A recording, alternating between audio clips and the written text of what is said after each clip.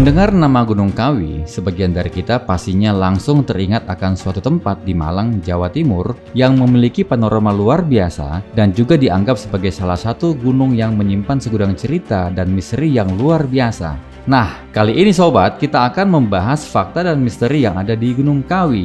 Namun sobat, sebelum kita lanjut, untuk mendukung channel ini agar tetap bisa berkontribusi menginformasikan fakta-fakta menarik, silahkan ditekan tombol subscribe dan share ke rekan-rekan kalian agar lebih banyak lagi yang mengetahui fakta-fakta yang layak untuk diketahui.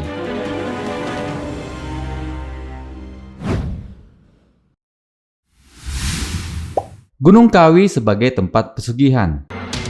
Gunung Kawi selama ini cukup dikenal dan populer serta dipercaya oleh sebagian orang sebagai tempat ritual pesugihan yang cukup ampuh. Di tempat ini sering dilakukan ritual pesugihan atau ritual untuk mendatangkan kekayaan dengan bantuan Raja Jin.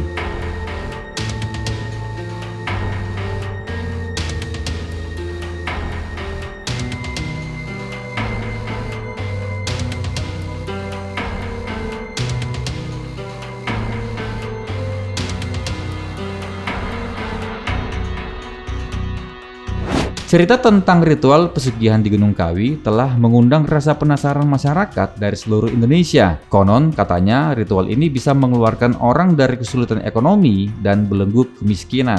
Setiap tahun banyak sekali orang dari berbagai daerah datang berziarah ke Gunung Kawi dan sebagian dari mereka datang dengan tujuan mengharapkan datangnya kekayaan dengan jalan pintas melalui ritual pemujaan pada penguasa gaib Gunung Kawi. Cerita mengenai pesugihan Gunung Kawi sudah melegenda karena dianggap mampu mendatangkan kekayaan. Bahkan beredar cerita bahwa beberapa konglomerat di negeri ini diisukan pernah melakukan ritual pesugihan di gunung ini ketika usaha mereka mengalami pailit di masa jatuh bangunnya dulu. Entah benar atau tidak, namun yang jelas isu ini sudah sangat berkembang di sana.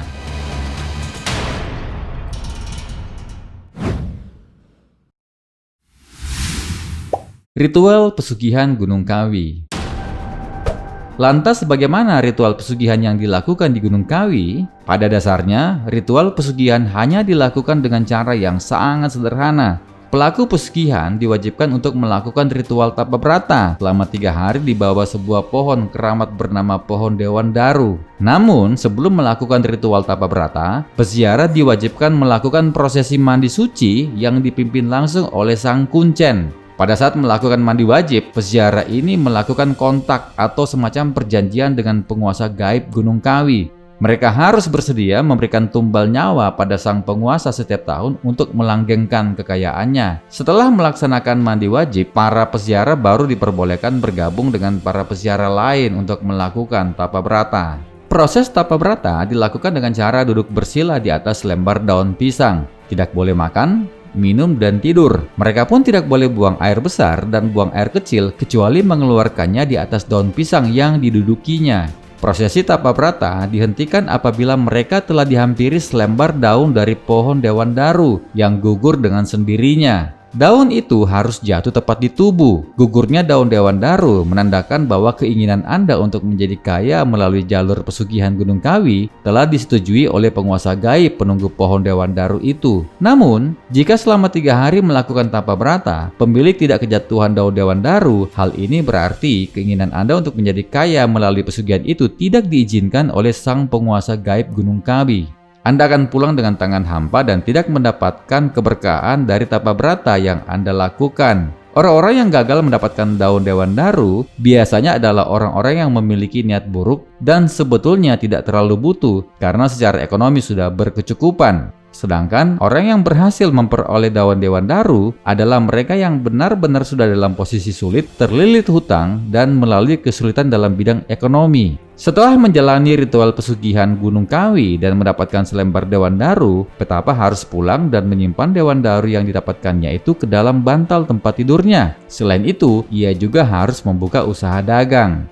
Daun Dewan Daru yang disimpannya dalam bantal akan membantu melariskan dagangannya, menambah uang secara gaib ke dalam laci penyimpanan uang, dan membantu melancarkan usaha tersebut secara spiritual.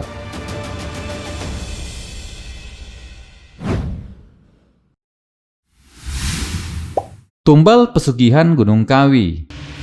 Beberapa waktu setelah melaksanakan prosesi pesugihan, pemilik pesugihan biasanya akan mulai mengalami peningkatan dalam kehidupan ekonominya.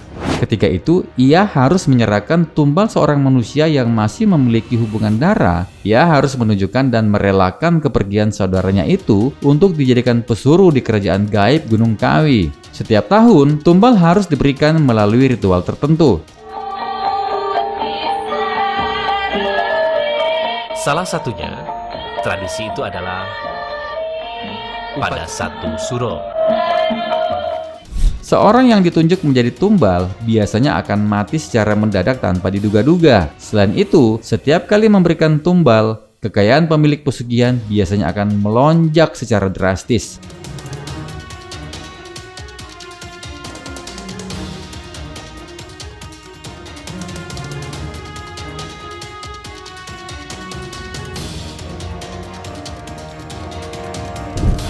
Nah, sobat, itulah cerita tentang ritual pesugihan di Gunung Kawi. Semoga kita menjadi orang yang beriman dan terhindar dari godaan-godaan setan untuk melakukan jalan pintas. Nantikan selalu fakta-fakta menarik selanjutnya dari Kamus Fakta.